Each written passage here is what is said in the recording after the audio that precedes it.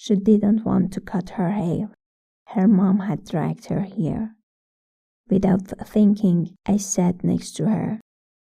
We were only inches apart, but I felt like I was sitting on the edge of a cliff. You don't want to cut your hair? That's okay. Here, we also make hair longer. Would you like that? To have long hair? Her eyes widened. Really? I nodded. Wanna give it a try? Without even parting her lips, a small smile appeared. She ran her fingers through her hair, like she had just realized she could look like the girl in her dreams. I picked her up, placed her on the chair, just like Dad used to do with me. Every morning, I'd run from bed into the living room and throw myself into his arms. He'd kiss me and say, "My little angel, still haven't washed your face?" I'd laugh. He'd carry me to the sink, wash my face, dress me, brush my hair. Then we'd sit at the breakfast table. Everything was soft, warm, easy. Until that day. The sky was the same, the table the same, me the same. But that day his hand rose. Not in anger. It just rose and didn't let me in. I stepped back, tried again. Same hand. Third time, I didn't try again. The stone dropped into my chest and stayed there. I hadn't done anything wrong. If he was upset, he always said so. So why didn't he hug me? I stopped running to him. I stopped feeling safe. And every time I longed for someone's arms, a question echoed in my mind. What if they don't let me in? What if they push me away? As I finished the last row of extensions, my face got close to hers. Suddenly, I froze. Not from a bad smell, from something deeper. A memory, a wound. I stopped, just a few seconds.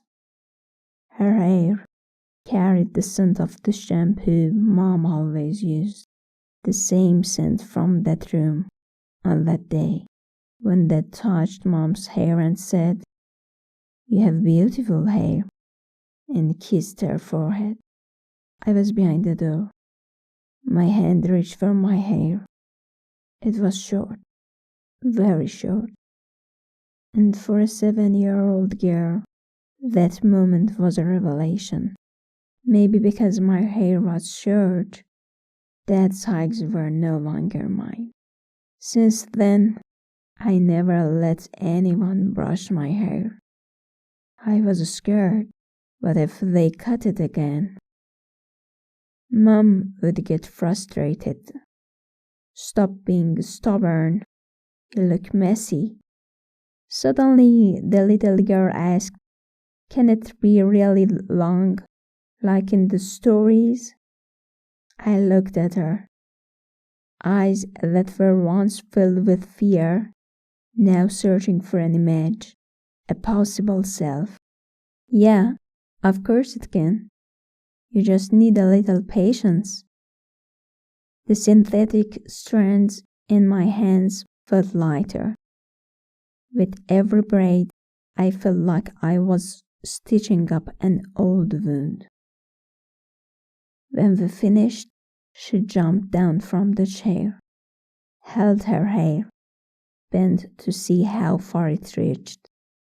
Then she turned to me, didn't say a word, just looked, and in that look, there was belief, small but rooted. Maybe I can be someone who's lovable. I wanted to hug her, tell her, "You are lovable. always, no matter what. But I didn't. I just looked at her, because maybe she needed to find that truth on her own. Maybe if someone had held me that day and said, "It's not your fault," everything would have been different.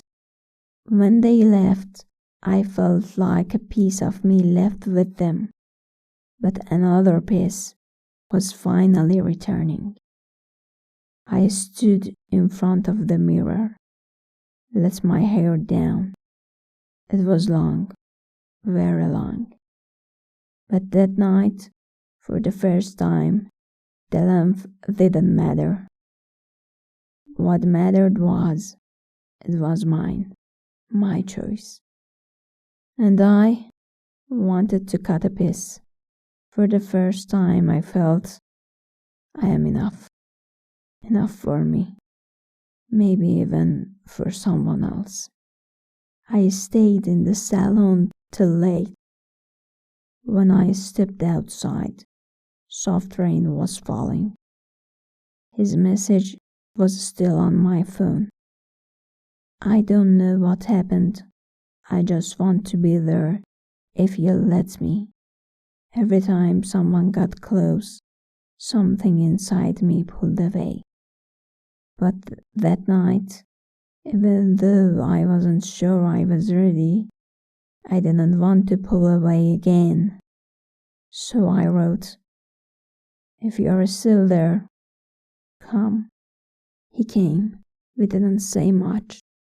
No apologies. No explanations.